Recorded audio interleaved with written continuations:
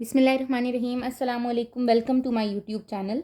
Today we have to start the new exercise of unit number 1, that is exercise 1.3. The topic of exercise 1.3 is the complex polynomial. ठीक है, सबसे पहले हम देखेंगे कि हमारे पास कॉम्प्लेक्स पोलिनोमियल होता क्या है. ठीक है, आपको सबसे पहले तो ये पता होना चाहिए कि आपके पास पोलिनोमियल क्या है, देन हम अपने कॉम्प्लेक्स की तरफ मूव करेंगे. सबसे पहले हम क्या देखते हैं कि हमारे पास पोलिनोमियल क्या है.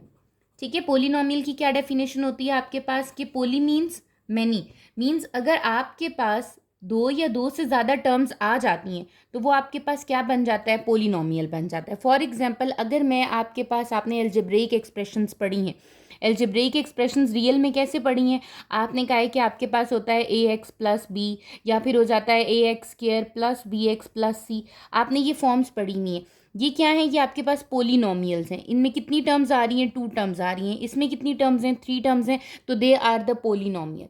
ठीक है, अब ये पोलिनोमियल कैसे हैं, अगर आपके पास वेरिएबल की पावर क्या आ रही है, 1 है, that is the linear equation, ये लीनियर एक्सप्रेशन.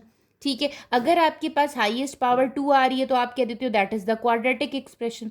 ठीक है, हाईएस्ट पावर अगर आपके पास क्यूब आ जाती है, 3 आ जाती है, तो आप कह देते हो that is the cubic expression. ठीक है, तो आपके पास, आपने इनको क्या कर दिया था, कैटेगराइज कर दिया था कि if the power of variable is 1 that is the linear, if the power of the variable is 2 then that are the quadratic, and if the power is 3 that is the cubic. इसी तरह जब हम polynomials में बात करते हैं तो सबसे पहले हम कहते हैं कि पोलिनोमियल के लिए इंपॉर्टेंट क्या चीज़ है कि आपके पास नंबर ऑफ टर्म्स आ रही होती हैं, मोर देन वन टर्म. अगर सिंगल टर्म है that is the monomial. Mono means one, means उसमें सिर्फ एक सिंगल टर्म आ रही है. But if it contains more than 2 terms और 2 टर्म्स, तो हम उसको कहते हैं कि वो क्या बन जाता है, आपके पास पोलिनोमियल बन जाता है. अब हमें ये तो पता चल गया कि हमारे पास पोलिनोमियल क्या है, कि मैनी टर्म्स आ रही हैं. जैसे फॉर एग्जांपल मैंने अभी आपको बताया, हम लिख देते हैं a x square plus b x plus c हो गया. ठीक है, या फिर हो गया ए जी प्लस 2a, ये आपके पास आ गया. मीन्स ये क्या है आपके पास, दे आर द पोलिनोमियल्स. ठीक है, अब वो कहते हैं आपके पास कि पोलिनोमियल में आप बात कर रहे हो, अब हम किसकी, कॉम्प्लेक्स की. तो जब हम कॉम्प्लेक्स की बात करते हैं तो ऑब्वियसली आपने कॉम्प्लेक्स पोलिनोमियल, पोली मीन्स अगेन मैनी टर्म्स आएंगी, लेकिन किसके साथ आएंगी, कॉम्प्लेक्स के साथ आएंगी. कॉम्प्लेक्स क्या होता है आपके पास, z, that is x plus iota y. यही चीज़ आपने पढ़ी है. तो इसका मतलब अगर आपकी टर्म में, आपकी जो आपके पास एक्सप्रेशन बन रही है उसमें जी आ जाता है. ठीक है, जस्ट सपोज फॉर एग्जाम्पल मैं कहती हूँ मेरे पास आ रहा है A Z square plus B ji plus C. यहाँ पर क्या आ गया, complex number. This Z is a complex number. तो मैं कहूँगी कि ये कौन सा पोलिनोमियल है, ये मेरे पास है कॉम्प्लेक्स पोलिनोमियल. ठीक हो गया. इसी तरह हो सकता है ए जी प्लस बी, ऐसे भी हो सकता है आपके पास. ठीक है, इसमें भी आपके पास क्या होगा, इसमें भी आप कहोगे कि इफ़ जी हैज़ पावर 1, अगर जी की पावर क्या हो, 1 हो, तो हम कहेंगे ये कौन सा कॉम्प्लेक्स नंबर है, ये आपके पास लीनियर पोलिनोमियल है इन लीनियर कॉम्प्लेक्स. ठीक है, हम इसको कहेंगे लीनियर कॉम्प्लेक्स पोलिनोमियल, क्योंकि कॉम्प्लेक्स नंबर में आपके पास पावर 1 आ रही है. यहाँ वेरिएबल, जैसे हम अपनी अलजेब्रिक एक्सप्रेशन में वेरिएबल क्या ले रहे थे, एक्स ले रहे थे, वाई ले रहे थे, यहाँ हम क्या ले लेते हैं, अपना वेरिएबल जी कॉम्प्लेक्स नंबर ले लेते हैं. ठीक है, तो हमने कहा अगर जी की पावर 2 हो that should be a quadratic, उसको हम क्या कह देंगे, क्वाड्रेटिक कॉम्प्लेक्स पोलिनोमियल. और अगर जी की पावर 1 हो that is a linear complex polynomial. ठीक है, ये आपके पास सिंपल एक डेफिनेशन थी किसकी, कॉम्प्लेक्स पोलिनोमियल की. आपकी जनरलाइज फॉर्म जो आपको पोलिनोमियल की दी हुई है वो क्या दी हुई है, वो कहते हैं कि जस्ट सपोज आपके पास ऐसे भी हो सकती है, a naught plus a one z plus a two z square plus a three z cube plus up to so on a n z n तक. ठीक है, this is known as the complex polynomial. Basically this a naught, a one, a two, a three, a four are the coefficients. ये क्या है, आपके coefficients हैं. जैसे किसी भी वेरिएबल के साथ आपके पास वैल्यू आ रही होती है, and z are the complex number, z are the variable. Z किसके तौर पे आपके पास यहाँ पर काम कर रहा है, वेरिएबल की तरह आपके पास काम कर रहा है. ठीक है, तो ये जनरलाइज टर्म दे दिए कि आपके पास पोलिनोमियल्स में इस तरह की फॉर्म्स आती हैं. 2 टर्म्स भी हो सकती हैं, 3 टर्म्स भी हो सकती हैं, 4 टर्म्स भी हो सकती हैं.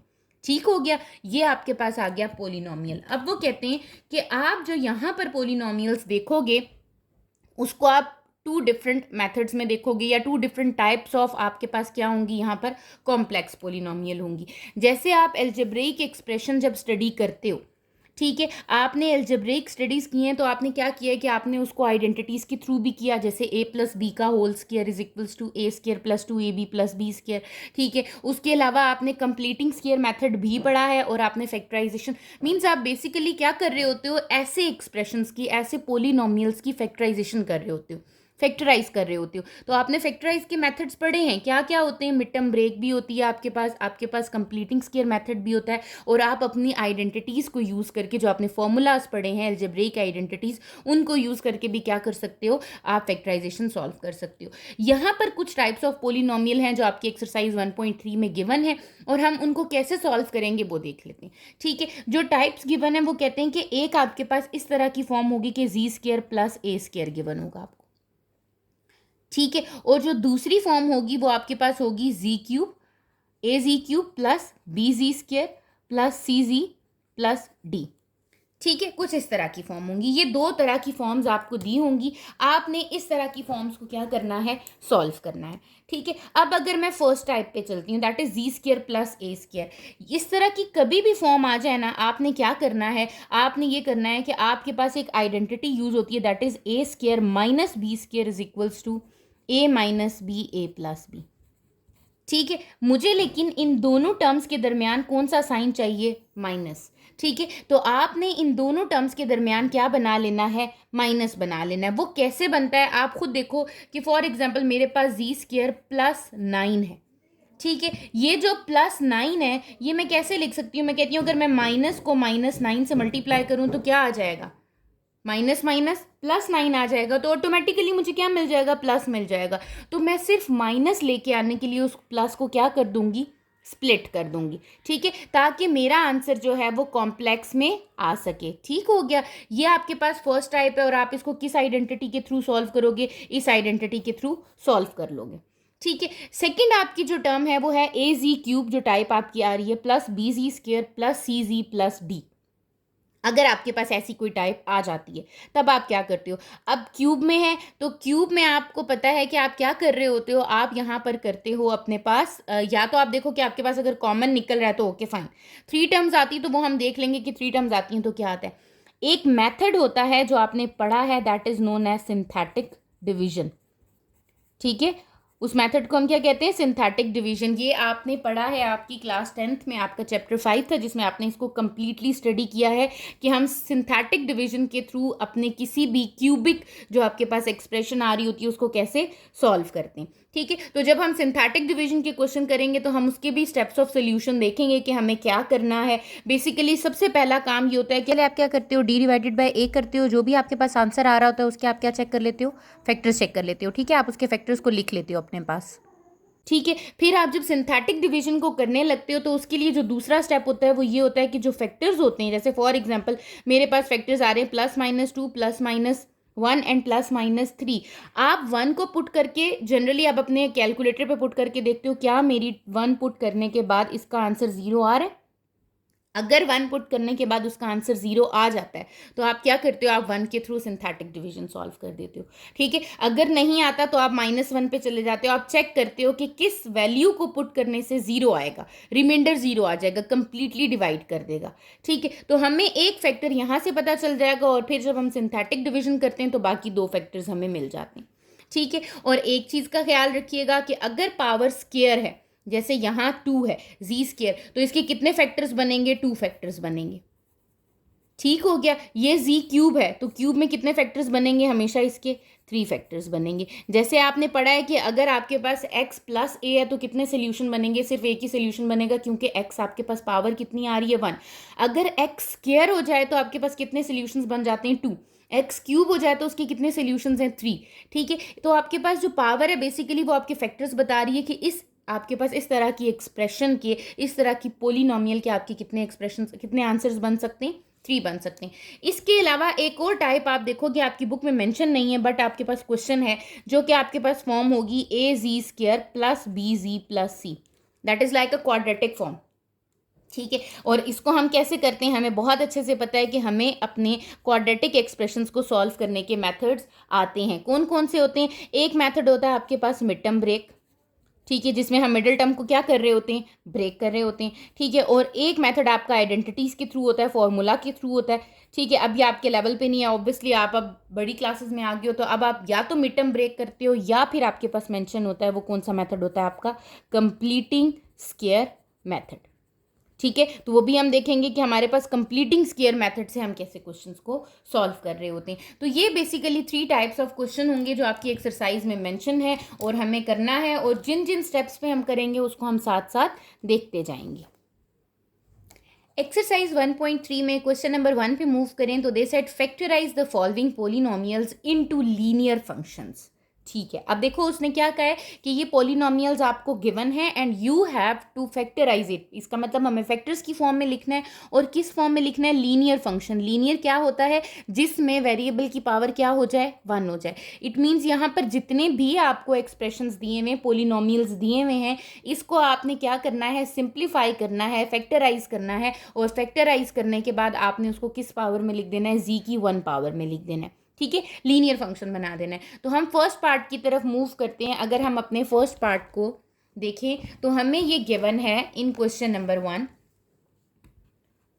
जी square plus 169, that is the type 1 जो मैंने आपको सिखाई है, समझाई है, ठीक है। वो क्या थी कि आपके पास जी स्क्वायर प्लस ए स्क्वायर आ रहा है, ये आपके पास कंप्लीटिंग स्क्वायर होगा, और अगर नहीं भी होता तो हमें पता है स्क्वायर रूट तो किसी का भी स्क्वायर हो सकता है, ठीक है।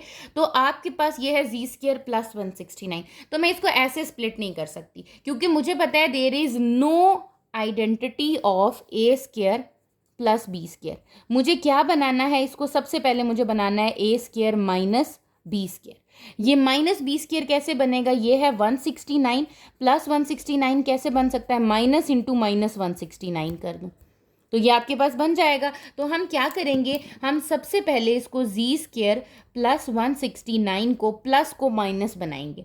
वो कैसे होगा, जी स्क्वायर माइनस इंटू माइनस 169, ठीक है। यहां तक हमने ये काम कर लेना है। यहां मैंने क्या किया है, मुझे सबसे पहले अपनी आइडेंटिटी के लिए क्या बनाना है, टू मेक इट नेगेटिव। इसको क्या बनाना है, नेगेटिव बनाना है। तो आइडेंटिटी अप्लाई करने के लिए मैंने क्या किया, माइनस माइनस लिख दिया, प्लस को क्या कर दिया मैंने, स्प्लिट कर दिया, ठीक है। अच्छा, अब हम कॉम्प्लेक्स नंबर की बात कर रहे हैं और आयोटा ना आए तो ये तो रॉन्ग हो जाएगा।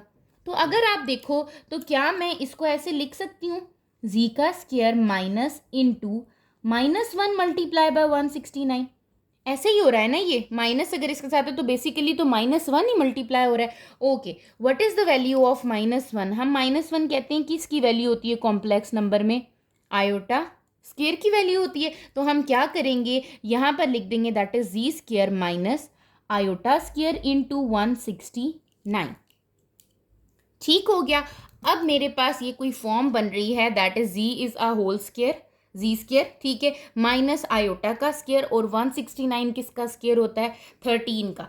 अब मैं इसको अपनी टर्म में सिंप्लीफाई कर सकती हूँ। फैक्टराइज कैसे करूँगी, मैं कहूँगी ये बनेगा जी का स्क्वायर माइनस 13 आयोटा का होल स्क्वायर, ठीक है। और हमें पता है यहाँ पर क्या अप्लाई हो रही है, आपकी आइडेंटिटी अप्लाई हो रही है। कौन सी identity, a square minus B square is equals to A minus B A plus b. तो इट मीन्स यहाँ पर जो मेरा आंसर आएगा वो क्या आ जाएगा, जी माइनस 13 आयोटा इंटू जी प्लस 13 आयोटा। तो ये आपके पास क्या हो गया है, ये स्प्लिट हो गया है इंटू लीनियर फंक्शन। आप देखो जी की पावर आपके पास क्या आ गई है, यहाँ पर 1 आ गई है, ठीक हो गया। इसी तरह जब हम इसके सेकंड पार्ट की तरफ मूव करते हैं तो आपका सेकंड पार्ट आपको क्या गिवन है, 2z स्क्वायर प्लस 18, ठीक है। अब जब मैंने इसको देखा तो मुझे यहाँ तो सबसे पहले दिख रहा है कि 2 is not a complete square, 2 तो आपके पास कंप्लीट स्क्वायर है ही नहीं, ठीक है। और दूसरी बात ये कि 2 यहाँ पर क्या हो रहा है, कॉमन भी लिया जा सकता है, तो हम सबसे पहले क्या कर लेते हैं, यहाँ पे कॉमन ले लेते हैं। तो 2 मैंने क्या किया, कॉमन ले लिया। यहाँ अंदर क्या रह गया आपके पास, जी स्क्वायर प्लस 9, 2 9 18 हो जाता है। अच्छा, अब वही वाली चीज़ 9 इज़ अ परफेक्ट स्क्वायर और यहाँ पर प्लस आ रहा है, मुझे यहाँ पर क्या बनाना है, मुझे यहाँ पर बनाना है माइनस, ऐसे ही है ना, नेगेटिव बनाना है इसको। टू मेक इट नेगेटिव मुझे क्या करना पड़ेगा, अगेन मुझे अपने प्लस को क्या करना है, स्प्लिट कर देना है। ठीक है, मैं वो प्लस क्या करूँगी, यहाँ जब स्प्लिट करूँगी तो ये हो जाएगा z square minus into -1 multiply by 9। यही हो जाएगा ना, माइनस माइनस प्लस, कोई भी फर्क नहीं पड़ेगा, मैंने सिर्फ अपने प्लस को क्या कर दिया है, स्प्लिट कर दिया है। ठीक है, अब आगे क्या होगा, अब आपको पता है कि आपका जो आयोटा स्क्वायर है वो क्या वैल्यू होती है उसकी, -1। इट मीन्स यहाँ आयोटा स्क्वायर की जगह क्या पुट कर दूँ, -1, -1 की जगह क्या पुट कर दूँ, आयोटा स्क्वायर। तो ये हो जाएगा z square minus iota square 9। ठीक है, अब ये किसकी वैल्यूज बन रही हैं, 2। यहाँ अंदर हो जाएगा आपके पास जी का होल स्क्वायर -3 आयोटा का होल स्क्वायर। ठीक है, अब आपको पता है कि ये आपके पास अगेन यहाँ आइडेंटिटी लग रही है किसकी, a square minus B square is equals to A minus B A plus B. ठीक है, तो यहाँ पर क्या हो गया, आपकी आइडेंटिटी अप्लाई होगी, तो यहाँ क्या आंसर बन जाएगा इसका, 2 आपका बाहर ही रहेगा और इनसाइड आ जाएगा z -3 iota and z +3 iota.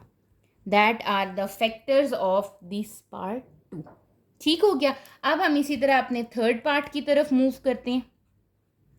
Third part अगर देखूँ that is 3z square plus 363।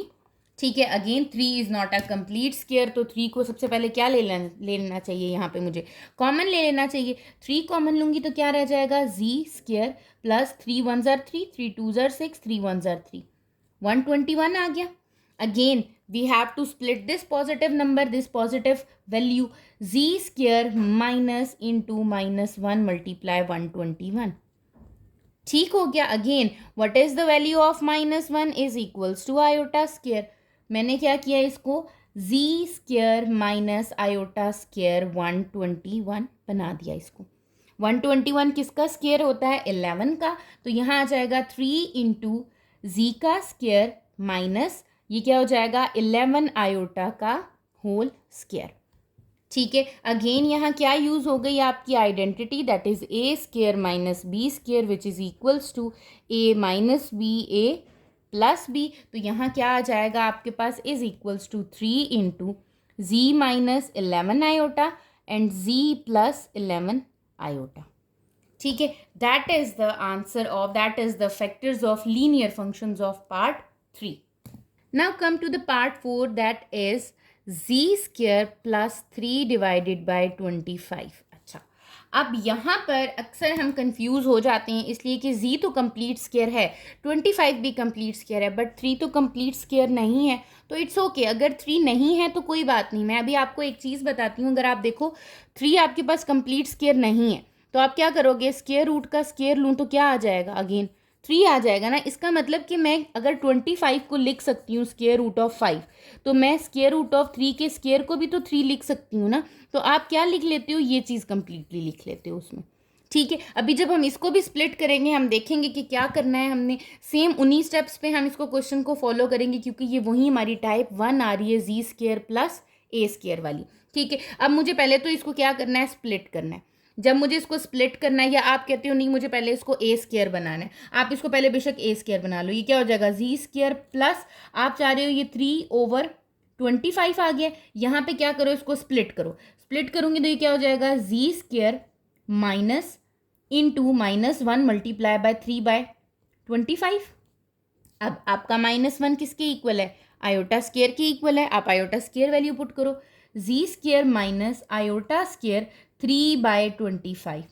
25 तो 5 का स्क्वायर है मुझे पता है, बट 3 तो किसी का स्क्वायर नहीं है, but square root of square का तो स्क्वायर है ना आपके पास। तो आप क्या करोगे, आप यहाँ लिखोगे ये है जी का square minus iota square root of 3 divided by 5 का स्क्वायर।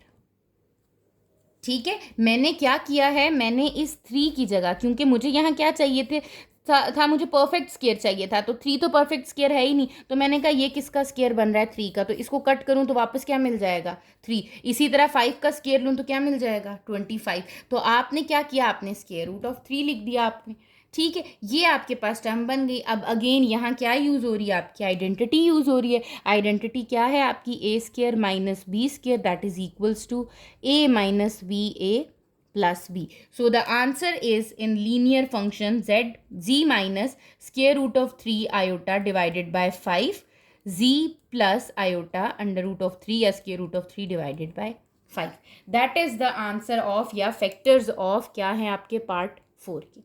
ठीक है, तो ये जो 4 पार्ट्स थे ये आपके टाइप 1 पार्ट के थे. ठीक है, इसमें टाइप 1 फॉर्म जो हमने पढ़ी कि जी स्क्वायर प्लस ए स्क्वायर आ रहा है, तो इसमें आपके पास ये चीज़ें हो रही थी. ठीक है, पार्ट 5 की तरफ मूव करते हैं. That is 2z cube plus 3z square minus 10z minus 15. ठीक है, वैसे तो हमें पता है कि ये क्यूबिक है. क्यूबिक में हम क्या किससे मेथड से हमने पढ़ा है, हम सिंथेटिक डिवीजन से कर सकते हैं, लेकिन यहाँ पर हम सिंथेटिक से नहीं करेंगे. ठीक है, क्यों? क्योंकि हम देख लेते हैं कि अगर हमारे पास इजीली फैक्टर्स बन सकते हैं उसके, आप देखो आपके पास मैं पेयरिंग कर सकती हूँ ना, तो हम उसको ईजी मैथड से करते हैं, हम उसको सिंथेटिक से नहीं करते. लेकिन अगर यहाँ पर एक और भी वेरिएबल ना होता, मीन्स हो सकता है जी स्क्वायर ना गिवन होता या जी गिवन ना होता, तो फिर मैं किसकी तरफ मूव कर जाती, सिंथेटिक डिवीजन की तरफ कर जाती. जहाँ आप ईजी मैथड फॉलो कर सकते हो वहाँ वो कर लो. जैसे फॉर एग्जाम्पल अगर मैं यहाँ देखूँ तो मेरे पास है 2z cube plus 3z square minus 10z minus 15. ठीक है, मैं क्या करती हूँ, मैं पेयरिंग करके देख लेती हूँ कि क्या मेरे पास पेयरिंग में कॉमन फाइंड आउट हो सकता है, सेम आ सकता है. इन दोनों में क्या कॉमन है, जी स्क्वायर, हमने जी स्क्वायर लिख दिया. क्या रह गया यहाँ पर, 2z प्लस 3. ऐसे ही है, यहाँ इन दोनों में क्या कॉमन है, माइनस. इन दोनों पे 5 का टेबल जाता है, 5 कितने जार 10, 2z माइनस कॉमन लिया हुआ है तो क्या हो जाएगा, प्लस 5 कितने जार 15. तो क्या 2z प्लस 3 दोनों में सेम बन रहा है, बिल्कुल सेम बन रहा है. तो ये वन टाइम क्या आ जाएगा आपके पास, कॉमन आ जाएगा. क्या आ जाएगा, 2z plus 3 is equals to Z square minus 5. ठीक हो गया, यहाँ तक ये चीज़ आ गई. अब आपने यहाँ तो लिख लिया, लेकिन आपको ये पता है कि आपको क्या कहा गया था, आपको ये कहा गया था कि आपका जो आंसर है, जो आपका फंक्शन है, वो कौन सा होना चाहिए, लीनियर. यहाँ तो z की पावर क्या आ रही है 1, लेकिन यहाँ z की पावर क्या आ रही है 2. इसका मतलब जी स्क्वायर माइनस 5 तो किसी का स्क्वायर रूट नहीं होता. तो हमने पार्ट 4 में पढ़ा है 3 भी किसी का कंप्लीट स्क्वायर नहीं था. तो हमने क्या किया था, 5 की जगह भी क्या लिख दूंगी, स्क्वायर रूट ऑफ 5 का स्क्वायर लिख दूंगी. जिस तरह हमने 3 की जगह क्या लिखा था, स्क्वायर रूट ऑफ 3 का स्क्वायर. तो ये हो जाएगा आपके पास 2z प्लस 3 इंटू जी का square minus square root of 5 का होल स्क्वायर. क्योंकि हमें किस में लिखना है, लीनियर में लिखना है. अगर उन्होंने लीनियर में ना दिया होता तो हम यहीं स्टॉप कर जाते, बट लीनियर में लिखना है तो हमने इसको क्या किया, स्प्लिट किया. यहाँ पर आइडेंटिटी अप्लाई हुई तो आपके पास आंसर आ गया 2z plus 3 z minus square root of 5 z plus square root of 5. ठीक है, so these are the 3 factors of this part 5. तो ये क्या हो जाएंगे आपके पास, ये तीनों आपके लीनियर फंक्शंस हैं किसके, पार्ट 5 के. आप इसको सिंथेटिक डिवीजन से भी सॉल्व कर सकते हो, बट वो आपके पास क्या हो जाएगा, थोड़ा सा कॉम्प्लेक्स हो जाएगा. जब आपके पास 4 फैक्टर्स पूरे आ रहे हैं, क्यूब, स्क्वायर और सिंगल टर्म के साथ, और आपके पास कांस्टेंट के साथ, तो आप सिंपल कॉमन लेके कर लो ताकि आपके लिए क्या हो जाए, ईजी हो जाए. Now come to the 6th part. 6th part में आपके पास क्या मेंशन है, they said z cube minus 7z plus 6. ठीक है, अब अगर आप देखो तो आपके पास क्यूब तो आ रहा है, ठीक है, लेकिन जी स्क्वायर नहीं आ रहा, 3 टर्म्स आ रही हैं. इसका मतलब अब मैं कुछ ब्रेक नहीं कर सकती, कॉमन नहीं ले सकती. तो यहाँ पर मैं कौन सा मेथड यूज़ करूँगी, सिंथेटिक डिवीजन. ठीक है, अब आप क्या करते हो, फॉर एग्जाम्पल यहाँ पर आपने लिखा z cube minus 7z plus 6. ये आपका क्वेश्चन है. आप क्या करो, आप अपनी हाईएस्ट पावर से लोएस्ट पावर की तरफ पहले एक्सप्रेशन कंप्लीटली लिख लो. यहाँ पर आ रहा है 1z क्यूब, क्या जी स्क्वायर आ रहा है, नहीं आ रहा तो लिख दो 0z square minus 7z plus 6. ठीक है, आप क्या करते हो, अब स्टेप्स आपने देखने, ये आपका a की वैल्यू है, ये b की, ये c की, और आपके पास क्या है, ये d की वैल्यू है. आपने अपने इस d के फैक्टर्स लिख लेने हैं. सबसे पहले फैक्टर्स ऑफ d. ठीक है, आपके पास क्या है, दैट इज 6 के क्या फैक्टर्स होते हैं आपके पास, plus minus 1 plus minus 2 plus minus 3 and plus minus 6. ये इसके फैक्टर्स हैं. सेकंड पे आप ये करो कि d डिवाइडेड बाय a कर लो. जो आपके पास a पे वैल्यू आ रही है ना, वो देखो कि क्या आ रहा है आपके पास, फैक्टर्स कौन कौन से आ रहे हैं. या आप यहाँ पर ये करो कि 6 डिवाइडेड बाय 1 किया, क्या आ रहा था, 6 आ रहा था. इट मीन्स आपने इस 6 के फैक्टर्स लिखने. ठीक है, यहाँ पर आपने क्या कर दिया, चेक कर लिया। आप चेक कर लो सबसे पहले फर्स्ट स्टेप में आप क्या चेक करोगे, आप ये चेक करोगे कि आपके पास d बाय ए क्या आ रहा है। d बाय ए चेक किया, that is 6 divided by 1 which is equals to 6। ठीक है, इट मीन्स आपने किसके फैक्टर्स लिखने हैं, 6 के लिखने। तो आप अपने पास possible value of possible factors of 6 लिख दो। ठीक है, ये आपके पास पॉसिबल वैल्यूज आ गई हैं किसकी, 6 की। सेकेंड स्टेप में आपने क्या करना है, चेक करना है कि किस वैल्यू पे, ठीक है, इन किस फैक्टर्स में से आपके पास रिमाइंडर क्या आ रहा है, 0 आ रहा है, किसी भी एक वैल्यू पे। ठीक है, वो आप कैसे चेक करते हो, वो आप अपने कैलकुलेटर पे चेक करते हो। ठीक है, जैसे मैं +-1 है यहाँ पर। ठीक है, मैं यहाँ पर क्या करती हूँ, z³ है, मैं यहाँ पर लिखती हूँ 1 को चेक करना चाह रही हूँ, ब्रैकेट 1 का होल क्यूब माइनस 7z है 7, यहाँ पर आ जाएगा -7, ब्रैकेट z है, मैं 1 को चेक कर रही हूँ। ठीक है, ब्रैकेट आ गई आपकी +6।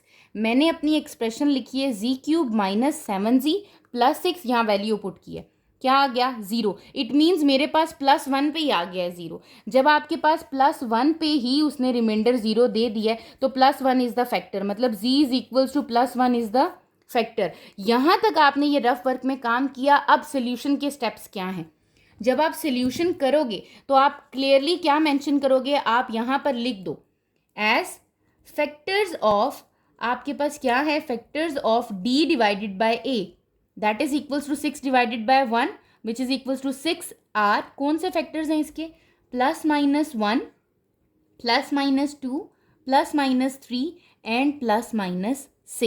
ये क्यों लिखने ज़रूरी हैं, क्योंकि आपका जो पेपर है वो ऑनलाइन चेक होता है, वहाँ पर रुब्रिक्स आते हैं आपके। ठीक है, और रुब्रिक्स में ये क्लियरली मेंशन होता है कि 1 marks is for the factors. तो अगर आप फैक्टर्स नहीं लिखते तो आपका 1 मार्क क्या हो जाता है, डिडक्ट हो जाता है। ठीक है, अब आपने ये किया, अब आपने कैलकुलेटर पे चेक कर लिया है कि कहाँ पर 0 आ रहा है, 1 पे 0 आ रहा है, तो आप कहोगे since z is equals to +1, आपके पास z is equal, since z is equals to +1 आपको क्या दे रहा है, आपको ये दे रहा है polynomial of 1 is equals to, क्या आ रहा है आपके पास, 0। आपने क्या किया, z³ मीन्स 1 का क्यूब -7 × 1 +6 इक्वल्स टू 0। सो आपका z-1 is the factor of z³ -7z +6।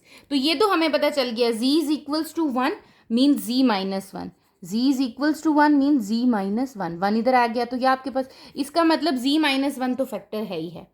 अब यहाँ से काम स्टार्ट होगा किसका, सिंथेटिक डिवीजन का। एक फैक्टर मिल गया है, ऐसा ही है, ये एक फैक्टर हो गया है। मुझे कितने फैक्टर्स चाहिए, क्यूब है तो 2 फैक्टर्स और चाहिए, 3 फैक्टर्स चाहिए टोटल। एक फैक्टर मिल गया है, इस फैक्टर के थ्रू मैं क्या करूँगी, अपने बाकी 2 फैक्टर्स को फाइंड आउट कर लूँगी। ठीक है, अब हम क्या करेंगे, अब हम कहेंगे नाउ बाय सिंथेटिक डिवीजन। अब आप अपने किस मेथड के थ्रू करोगे आगे से क्वेश्चन को सॉल्व, सिंथेटिक डिवीजन के थ्रू। अगर हम देखें सिंथेटिक डिवीजन में करते क्या हो आप, मैं आपको रिवाइज करा देती हूँ। सबसे पहले आपने एक टेबल बना लेना है, आपने टेबल बना लिया। अब आप अपने क्वेश्चन को, जो कि आपका था z³ -7z +6, जिसको मैंने आपको कंप्लीटली किस ऑर्डर में लिखवाया है, आपकी पावर्स की फॉर्म में लिखवाया है। हाईएस्ट पावर क्या है, 1, यहाँ आ गया z³ 1, फिर क्या है 0, फिर क्या है -7 और फिर क्या है 6। आपने क्या करना है, पहले z³ के कोफिशिएंट को लिखना है, फिर z² के कोफिशिएंट को लिखना है, फिर z के कोफिशिएंट को लिखना है और फिर आपने कांस्टेंट को लिख देना है। ठीक है, ये लिखने के बाद यहाँ जिससे डिवाइड करना है, जो आपका फैक्टर है, ये आपका फैक्टर थ्योरम लगा, यहाँ पे आपने फैक्टर्स फाइंड किए। जो आपका फैक्टर है वो फैक्टर क्या था, जिससे रिमाइंडर आपका क्या आ रहा है, 0 आ रहा है। ठीक है, वो फैक्टर क्या है, 1। तो आप यहाँ क्या लिखोगे, 1 लिखोगे। अगर मेरे पास z is equals to 2 put करके यहाँ रिमाइंडर 0 आया होता तो मैं यहाँ क्या लिखती, 2। तो जो भी यहाँ नंबर आ रहा है आपके पास, आप यहाँ क्या लिख दोगे, वो लिख दोगे। ठीक है, सिंथेटिक डिवीजन में आपका जो फर्स्ट नंबर होता है वो एज इट इज़ वैसे ही डाउन आ जाता है, नीचे आ जाता है। ठीक है, अब यहाँ से क्या करना स्टार्ट करते हो, मल्टीप्लाई, 1 1s आर 1, तो यहाँ सेकेंड टर्म पे क्या आ गया, 1।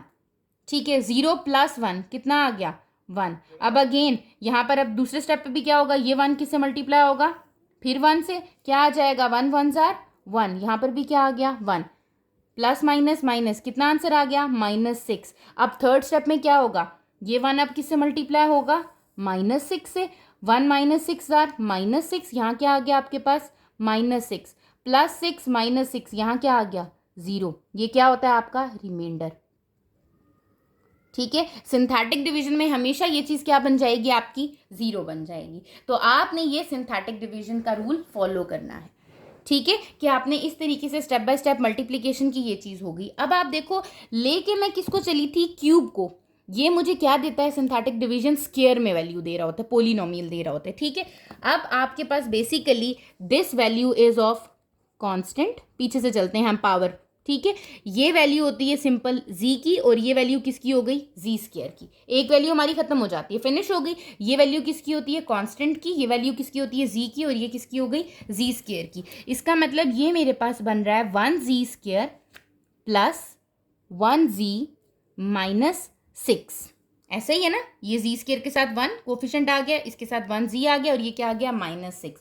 नाउ ये आपके पास एक क्वाड्रेटिक एक्सप्रेशन बन चुकी है और आपको मिड टर्म ब्रेक आती है। ठीक है, मिडिल टर्म में हम मिड टर्म ब्रेक में हम मिडिल टर्म को ब्रेक कर देते हैं। जैसे 3 2 6 है, तो z square plus 3z minus 2z minus 6। ठीक है, 6, 3 और 2 को मल्टीप्लाई किया तो 6 आ रहा है, 3 और 2 को प्लस माइनस किया तो 1z आ रहा है। ठीक है, ये आ जाएगा z into z plus 3 minus 2 into z plus 3। ठीक हो गया, तो आपके पास यहाँ फैक्टर क्या बन रहा है, z plus 3 into z minus 2। तो ये आपके पास क्या है, ये दो फैक्टर्स आ गए ना। अब दो फैक्टर, एक फैक्टर क्या आ रहा था, z माइनस 1, और बाकी दो फैक्टर्स क्या आ रहे हैं, z plus 3 and z minus 2।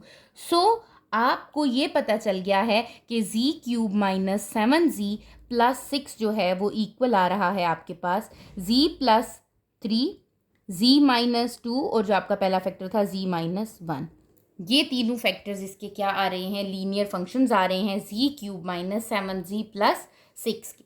ठीक है, अगर आपको मिड टर्म ब्रेक में कोई इशू है या कोई मेथड समझ नहीं आता, मैं डिस्क्रिप्शन में आपके साथ लिंक शेयर कर लूँगी। मैंने आपके पास इसका कंप्लीट मेथड आपको इजी समझाया हुआ है कि आप मिड टर्म ब्रेक कैसे फाइंड आउट करते हो। डिस्क्रिप्शन में लिंक शेयर कर दूँगी, आप वहाँ पर क्लिक करके इस मेथड को अंडरस्टैंड कर सकते हो। Now come to the 7th part. अगर मैं अब 7th पार्ट की तरफ मूव करूँ तो आपके पास 7th पार्ट में क्या है, 7th पार्ट में कह रहे हैं z cube plus 2z square minus 23z minus 60 equals, आपके पास 60 आ गया। ठीक है, अब आपके पास क्या है, अगर आप देखो तो 4 टर्म्स तो आ रही हैं, लेकिन आपको ये पता है कि इन दो में तो z स्क्वायर कॉमन आ जाएगा, बट इन दो में तो कुछ भी कॉमन नहीं निकल सकता। ऐसे ही है, इट मीन्स इसको मैं कॉमन वाले टर्म से नहीं कर सकती, इसको मैंने किससे करना है, सिंथेटिक डिवीजन से ही करना है। ठीक है, वही सिंथेटिक डिवीजन के स्टेप्स आपने फॉलो करने हैं। सबसे पहले तो आप क्या करो, आप अपने पास क्वेश्चन को रीराइट करते हो, that is z cube plus 2z square minus 23z minus 60। ठीक है, क्या क्या वैल्यू आपको गिवन है, यहाँ पर a की वैल्यू है 1, b की वैल्यू है 2, c की वैल्यू है 23 और d की वैल्यू है 60।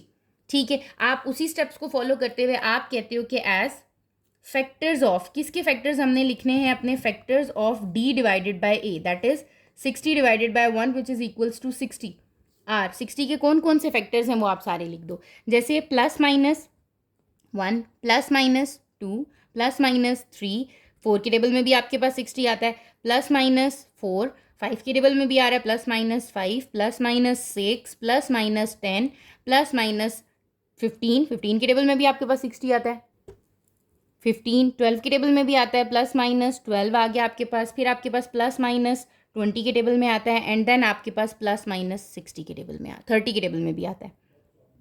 ठीक हो गया, ये आपने उसके फैक्टर्स लिख दिए। ठीक है, इन फैक्टर्स का हरगिज ये मतलब नहीं होता कि आपने सारी वैल्यूज चेक करनी है। इनिशियली आपको पहली 2-3 वैल्यूज में से मिल जाता है कि आपके पास किस वैल्यू को पुट करने से आपका रिमाइंडर क्या आ रहा है, 0 आ रहा है। अब मैं सबसे पहले क्या करती हूँ, मैं ये चेक कर लेती हूँ कि मेरे पास 1 के लिए, ठीक है, क्या मेरे पास रिमाइंडर 0 आएगा। आपने कैसे चेक करना है, ब्रैकेट 1 का होल क्यूब, अपना पूरा कंप्लीट फंक्शन लिखना है, पूरा पोलिनोमियल, प्लस 2 ब्रैकेट 1 का स्क्वायर यहाँ पर आ गया, देन माइनस 23 इंटू 1 ब्रैकेट में लिखा, माइनस 60। यहाँ क्या आंसर आ रहा है, माइनस 80। इट मीन्स प्लस 1 से तो पॉसिबल नहीं है, प्लस 1 इज नॉट पॉसिबल। ठीक है, माइनस 1 पुट करना है तो फंक्शन आपने लिखे रहने देना है, जहाँ आपने प्लस 1 पुट किया वहाँ क्या पुट कर दो, माइनस 1। ये देखिए मैं कैलकुलेटर पे जहाँ प्लस 1 था वहाँ क्या पुट कर रही हूँ, माइनस 1। क्या आंसर आ गया, minus 36। It means plus 1 and minus 1 are not the factors, ये फैक्टर नहीं है। अपने नेक्स्ट पे चले जाएं, कौन है, +2। अब जहाँ आपने -1 पुट किया वहाँ क्या पुट कर देंगे, 2, +2 पुट करेंगे। यहाँ पर क्या पुट कर देती हूँ, 2 पुट कर देती हूँ। कंप्लीट कर दिया मैंने, यहाँ पर भी क्या पुट कर देती हूँ, 2 पुट कर देती हूँ। क्या आ गया आपके पास यहाँ पर 2 पुट करने से, -90। It means +2 is not possible. -2 put करके देखती हूँ। अब मैं -2 यहाँ पुट कर रही हूँ, -2। ठीक है, आपने चेक कर लेना है कैलकुलेटर पे, क्योंकि आपके पास इतना टाइम नहीं है कि आप इंडिविजुअल हर वैल्यू को सॉल्व करोगे complete. -14, again it is not 0। It means ना ही +-1 है, ना ही +-2 है। नेक्स्ट टर्म कौन सी है आपकी, नेक्स्ट फैक्टर कौन सा है, +3। अब आप अपने कैलकुलेटर पे ही जहाँ आपने -2 पुट किया था वहाँ पर क्या पुट कर दोगे, +3।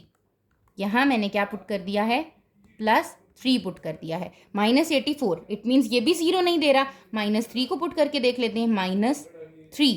ठीक हो गया। यहाँ पर जब मैंने अपना -3 पुट किया है तो आपके पास क्या आ गया, 0। इट मीन्स +3 तो नहीं था, लेकिन मुझे -3 पे वैल्यू क्या हो रही है, मिल रही है। ठीक हो गया। तो मुझे ये पता चल गया कि z इज इक्वल्स टू -3 पे क्या आ रहा है, मेरा रिमाइंडर 0 आ रहा है। तो मैं वही स्टेटमेंट लिखूंगी, सिंस मेरे पास क्या है, z इज इक्वल्स टू 3 पे, मतलब जब मैं पोलिनोमियल में, सॉरी -3 पे, -3 पुट करने से आया, z इज इक्वल्स टू -3। जब मैं पोलिनोमियल में -3 पुट कर रही हूँ, मीन्स -3 का क्यूब +2 इंटू -3 का स्क्वायर, -23 इंटू -3 -60 कर रही हूँ, तो मेरा आंसर क्या आ रहा है, 0। सो मैं कहूँगी कि z+3 इज द फैक्टर। ये मेरा फैक्टर है मेरे पोलिनोमियल का। ठीक हो गया, ये एक फैक्टर मुझे मिल गया है कि मेरे पास क्या है, z+3। z+3 क्यों लिखा है, क्योंकि ये z इज इक्वल्स टू -3 है, -3 उस साइड पे आएगा तो क्या हो जाएगा, z+3 इक्वल्स टू 0। तो it mean z+3 is the factor. अब आपके पास यहाँ क्या आ जाता है, सिंथेटिक डिवीजन।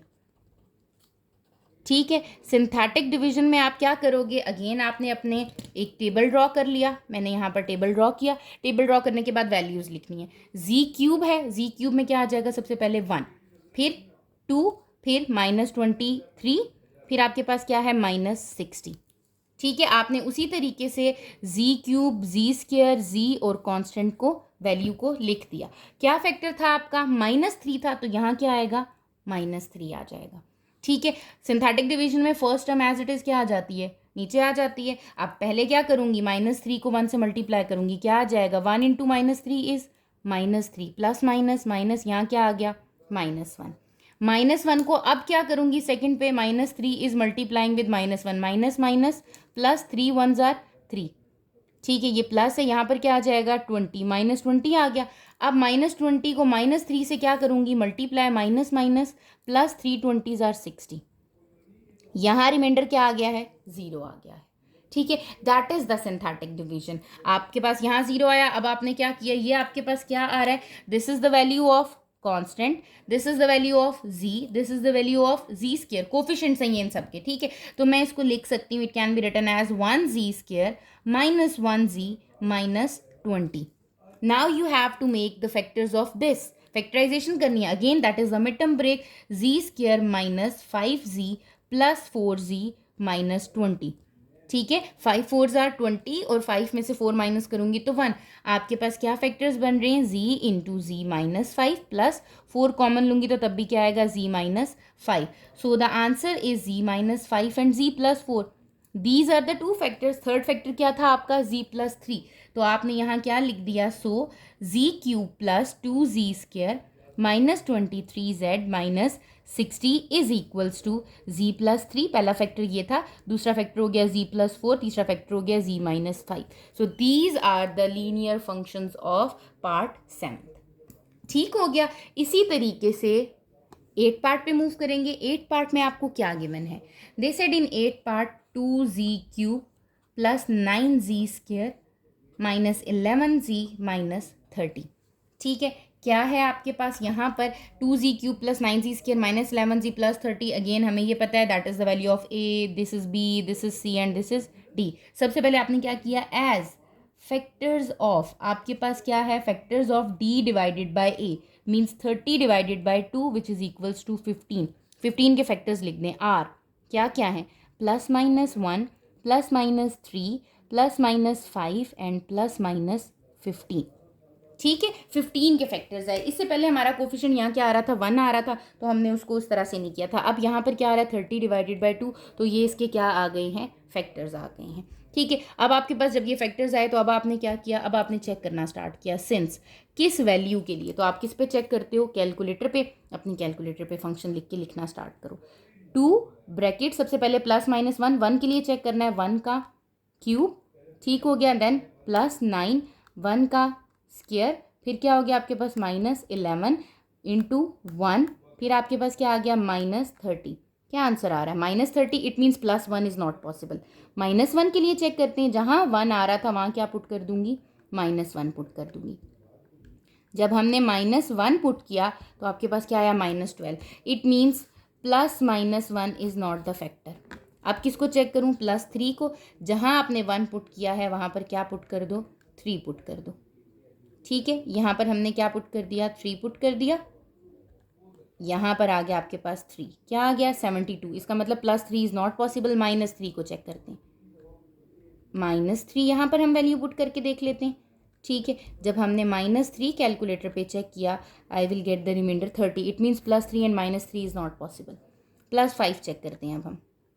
ठीक है, जब हम यहाँ पर +5 चेक कर रहे हैं, 1 बाय 1 हम चेक कर लेंगे कैलकुलेटर पे एक ही दफ़ा अपने फंक्शन को राइट करके। ठीक है, यहाँ पर आ गया आपके पास +5, कितना आ रहा है 390। That is also not possible. अब -5 पुट करके देख लेते हैं हम कि -5 पे पॉसिबल है या नहीं है।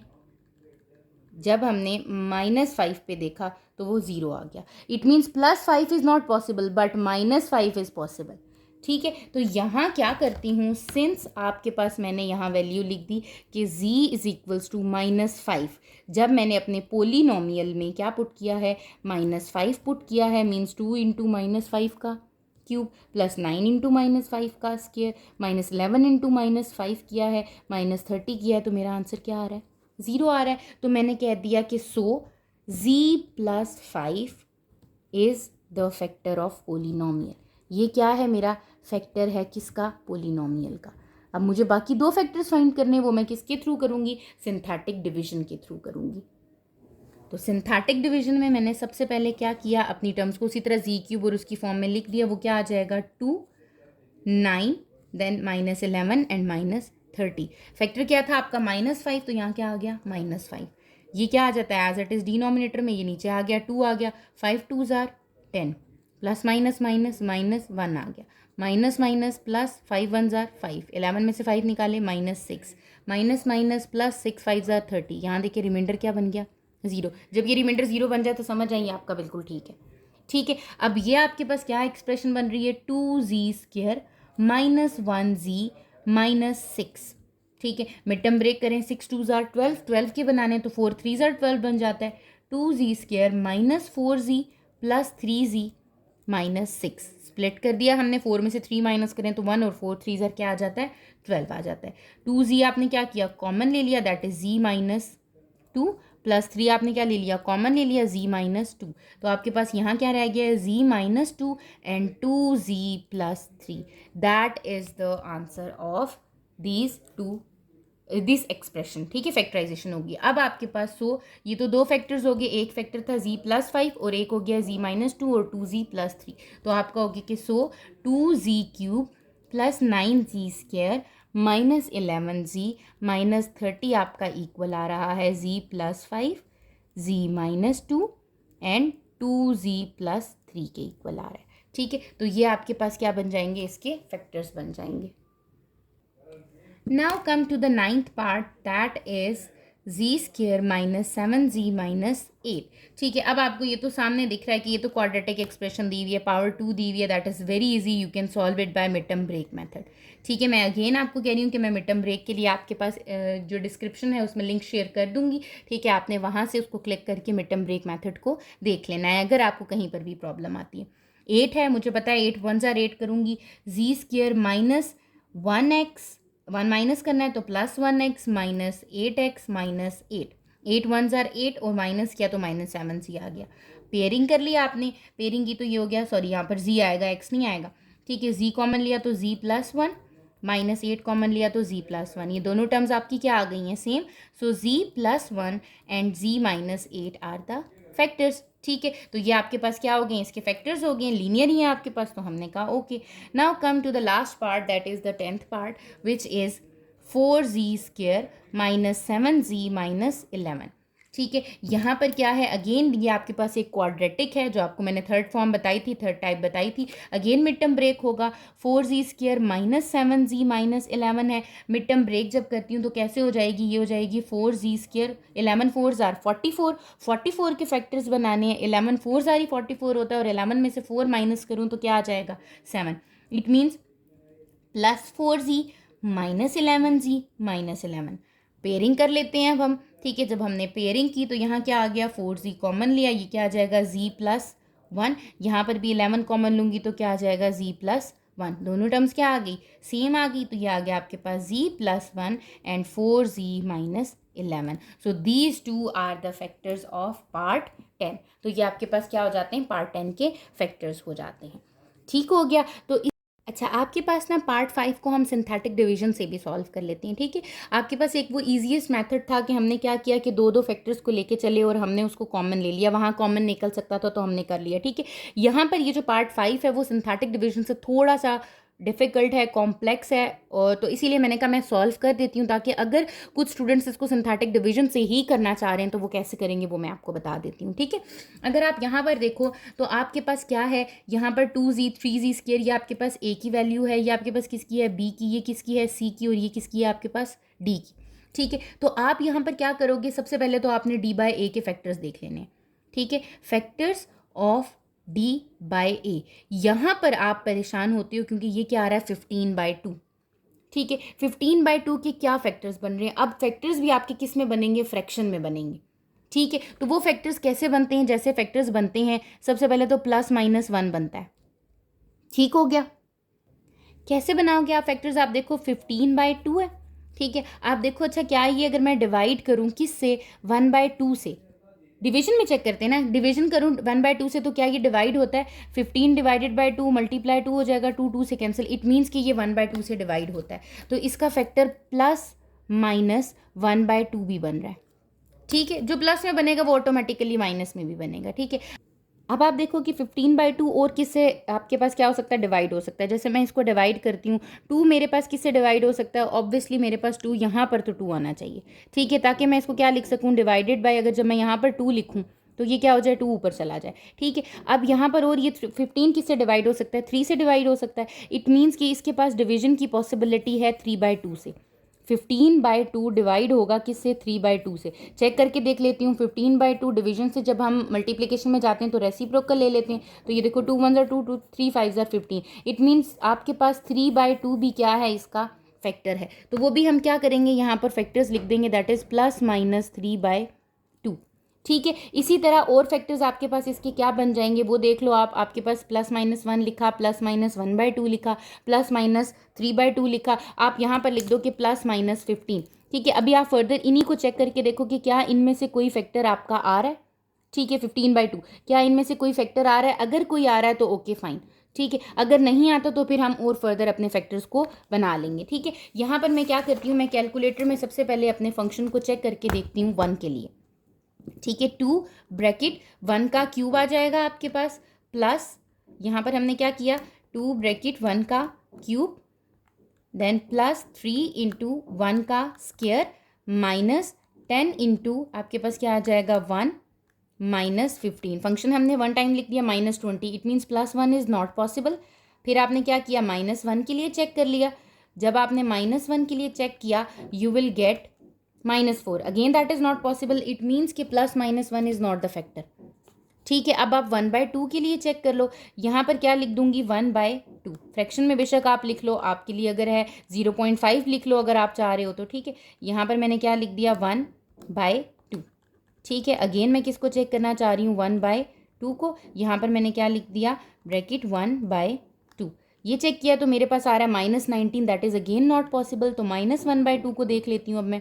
यहाँ पर क्या आ जाएगा इसके साथ माइनस, यहाँ पर भी क्या आ जाएगा आपके पास इसके पास माइनस, एंड यहाँ पर भी क्या आ जाएगा आपके पास इसका माइनस। तो जब मैंने -1/2 पे चेक किया, that is again -19/2, it means that is not possible, तो प्लस -1/2 पॉसिबल नहीं है। अब +3/2 के लिए देखती हूँ, ठीक है, यहाँ पर क्या आ जाएगा +3/2, यहाँ से माइनस ख़त्म किया और +3/2 में लिखती जा रही हूँ। ठीक है, ये 3 हो गया और यहाँ से माइनस फिनिश कर दिया हमने। ठीक है, इसी तरह 3 हमने क्या लिखना है +3/2। आप यहाँ पर क्या करोगे 3/2 पुट करके देखो, ये हो गया है आपका 3/2। ठीक है, बहुत ध्यान से वैल्यू पुट करनी है क्योंकि कैलकुलेटर में हम एक मिस्टेक से हमारे पास जो आंसर होता है ना वो क्या आ जाता है, रॉन्ग आ जाता है। ठीक है, ये हमारे पास 3/2 पुट किया तो -33/2 बन रहा था। इट मीन्स +3/2 भी हमारा आंसर नहीं है। अब हमारा एक ऑप्शन रह गया है -3/2 का, वो करके देख लेते हैं। -3/2 पर पुट करके देख रहे हैं, सिर्फ माइनस ही वैल्यू हमने पुट करनी है माइनस, और हमने यहाँ पर भी -3/2 पुट किया तो वी विल गेट 0। इसका मतलब मेरे पास -3/2 पे मुझे क्या मिल रही है, वैल्यू मिल रही है। ठीक है, तो मैं यहाँ ये चीज़ लिख सकती हूँ कि सिंस आपके पास कौन सा factor z is equals to -3/2, ठीक है, उस पर जब मैंने 2 इंटू -3/2 का क्यूब +3 इंटू -3/2 का स्क्वायर -10 इंटू -3/2 -15 किया है तो आंसर क्या आ रहा है 0। सो हम कहेंगे z +3/2 is the factor of, ये क्या है, फैक्टर है, किसका फैक्टर है, आपके पास पोलिनोमियल का। ठीक है, इसलिए करके बता रही हूँ क्योंकि ये कॉम्प्लेक्स है। अगर आपको लगता है कि आपने सिंथेटिक से ही करना है तो आप इसको ऐसे करोगे। ठीक है, अदरवाइज आप इसको सिंपल 2 टर्म्स करके कॉमन फाइंड आउट हो सकता है तो आप कॉमन करके आप उसको फैक्टराइज कर सकते हो। ठीक है, अब z +3/2 है, 3/2 है तो ऑटोमेटिकली मुझे क्या करना है, अपनी इस एक्सप्रेशन को, ठीक है, अब मुझे सिंथेटिक डिवीजन से करना है। सिंथेटिक डिवीजन से करने के लिए क्या करूँगी, 2 3 -10 और यहाँ क्या आ जाएगा -15। किससे सॉल्व करना है, -3/2 से करना है। ठीक है, यहाँ पर भी आपसे प्रॉब्लम होती है क्योंकि फ्रैक्शन में जब आप मल्टीप्लाई करते हो तो रॉन्ग कर देते हो। 3/2 है, first term as it is आपकी क्या आ जाएगी, यहाँ आ जाएगी। -3/2 को 2 से मल्टीप्लाई किया। ठीक है, रफली करके देख लो, जब मैं -3/2 को 2 से मल्टीप्लाई करूँगी, 2 से क्या हो जाएगा, कैंसिल, यहाँ क्या आ गया -3। ठीक हो गया, -3 आ गया तो यहाँ क्या आ जाएगा, -3 + 3 कितना आ गया आपके पास 0, यहाँ क्या आ गया 0। 0 -3/2, 0 को -3/2 से मल्टीप्लाई किया तो आंसर क्या आया 0। यहाँ क्या आ गया -10। अब -10 को क्या किया है, मल्टीप्लाई किया है -3/2 से।